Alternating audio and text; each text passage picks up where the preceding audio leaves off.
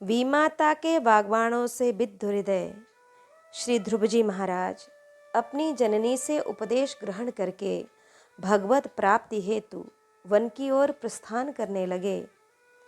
तब यह समाचार राजा उत्तानपाद ने सुना और उन्होंने उनके जीवन निर्वाह के लिए 1 शेर अन्न की बजाय 2 शेर अन्न देने का प्रलोभन दिया और कहा कि पुत्र, तुम वन की ओर न जाना, अपने कुटिया पर ही रहो, यही माया का विघ्न है।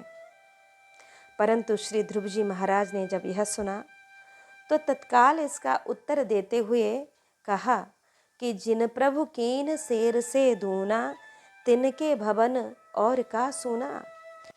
श्री ध्रुव जी महाराज ने विचारा कि अभी तो मैंने भजन करने का संकल्प मात्र किया है और इतना प्रतिकूल पिता भी अनुकूल होकर दूना दून देने का प्रयत्न कर रहे हैं, प्रस्तुत हो रहे हैं।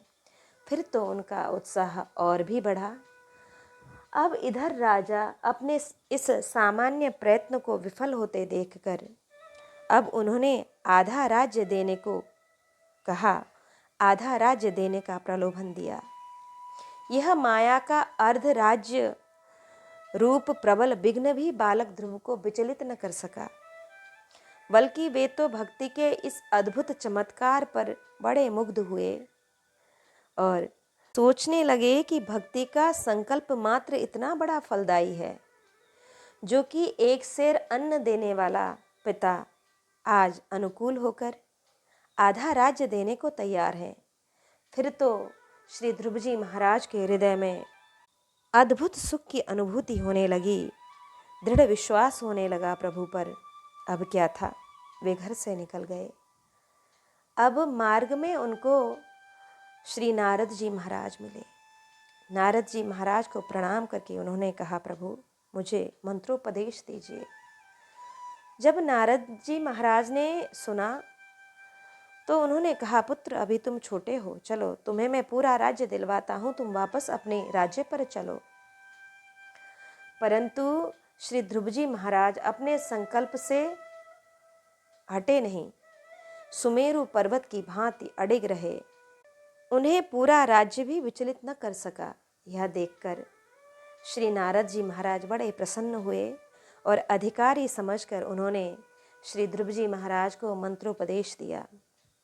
अब क्या था, श्री ध्रुव जी महाराज मथुरा मधुबन की ओर चल दिए। वहां जाकर तपस्या में संलग्न हो गए।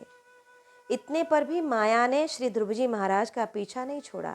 एक दिन अचानक आंधी, पानी, बवंडर, तूफान आदि की सृष्टि करके श्री ध्रुव जी की माता का स्वरूप बनाकर श्री ध्रुव जी के आश्रम के पास रोने लगी और बिलखने लगी और घर लौट चलने को कहने लगी। माया माँ के स्वर से मिलता जुलता क्रंदन सुनकर श्री ध्रुव जी महाराज ने विचारा कि यह तो माँ की आवाज़ है, लेकिन ऐसा माँ कैसे कर सकती है।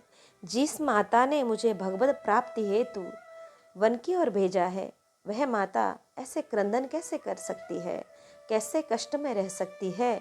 जिसका पुत्र भगवत प्राप्ति हेतु घर से निकला हो, वह माता कदापि संकट में नहीं पड़ सकती। कि भगवान का भी विरध है, प्रणत कुटुंब पाल रघुराई, कि प्रणत कुटुंब पाल हैं प्रभु।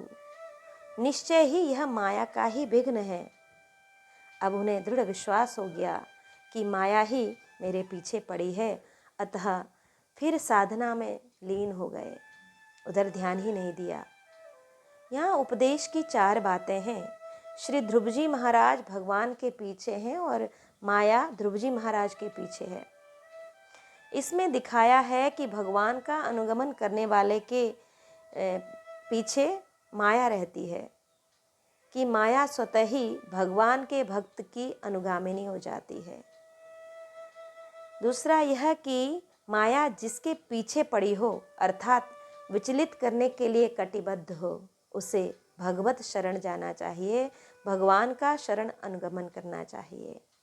कि दैवी ह्योषा गुणमयी मम माया दुरत्यया, कि यह अलौकिक अर्थात अति अद्भुत दुष्कर त्रिगुणमयी योग माया बड़ी दुष्कर है, ऐसा भगवान श्री कृष्ण कहते हैं। परंतु जो भी पुरुष निरंतर मेरा भजन करते हैं वे इस माया को उल्लंघन करके संसार को पार कर जाते हैं। इसलिए जिनके दृष्टिपथ में भगवान रहते हैं उनसे माया पीछे अर्थात बहुत दूर रहती है। जिन्हें भगवत दर्शन की लालसा है उन्हें माया को पीछे करना होगा, क्योंकि जीव और ब्रह्म के बीच में माया आवरण स्वरूपा है। इसलिए यदि भगवत भजन करना हो तो इस माया के चक्कर में कभी नहीं पड़ना चाहिए। लेकिन माया इतनी दुस्तर है कि वह भी भगवत भक्त के पीछे पड़ी रहती है। जब माया हार जाए तो भगवान मिल जाते हैं।